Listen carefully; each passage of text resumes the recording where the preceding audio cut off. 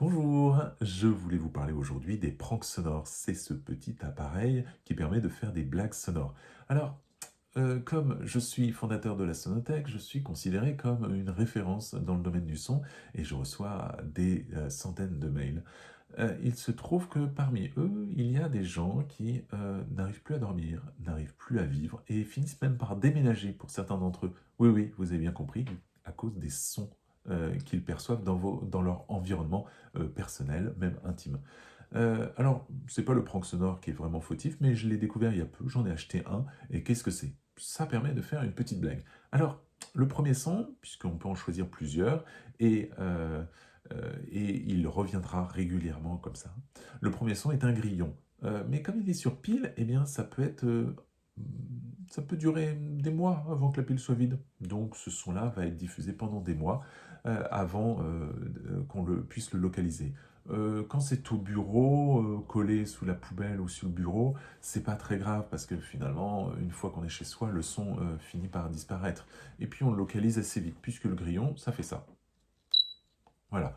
Sauf que le problème, c'est qu'il y a d'autres sons dedans. Alors, ça va, le deuxième, c'est aussi un grillon, mais deux fois. Plus facile à localiser qu'un seul petit grillon qui émet très très peu de temps. Mais par contre, les sons commencent à être vraiment pénibles, dangereux, malveillants en fait finalement. Il ne faut surtout pas l'utiliser. Ne pas l'installer chez votre ex, ne pas l'installer chez votre mamie. Non, non, ça va peut-être la rendre complètement tarée. Donc le troisième son, c'est celui-ci. Une fréquence de 4000 Hz assez fort. La suivante, 4000 Hz plus faible. La suivante, 6000 Hz. Celle d'après, 10 000. Assez long même en plus, c'est vraiment pénible.